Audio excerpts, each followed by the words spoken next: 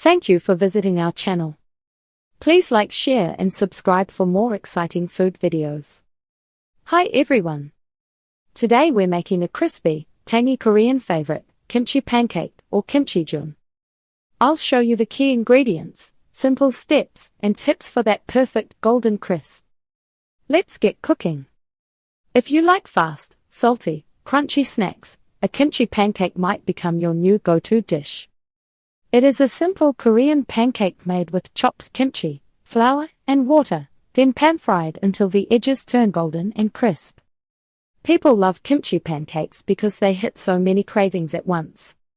They are tangy from fermented kimchi, a little spicy, and very satisfying, yet they cook in just a few minutes.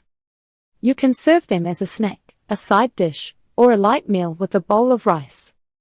This video walks you through what they taste like, the key ingredients, how to get that perfect crisp, and fun ways to change things up.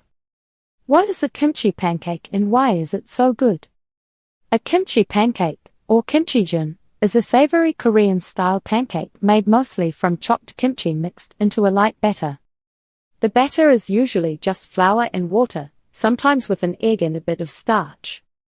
The mix goes straight into a hot, oiled pan and comes out as a thin, crunchy, flavor-packed round. In Korean homes, kimchi pancakes are a classic use-what-you-have dish. When the kimchi in the jar turns very sour, people do not toss it. They turn it into pancakes, stews, and stir-fries.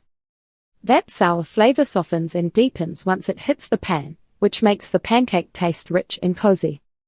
Taste-wise, you can think of kimchi jeon as a mix of a potato pancake and a scallion pancake, but louder. It has a chewy center, crisp edges, and a strong kimchi flavor.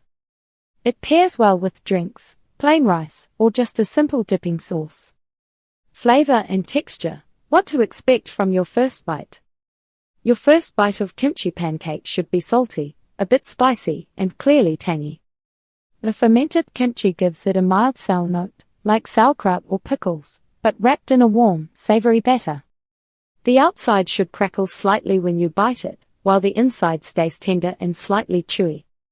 If you know Chinese scallion pancakes or Jewish latkes, picture that kind of comfort, but with chili, garlic, and cabbage in every bite. The taste can shift depending on the kimchi you use.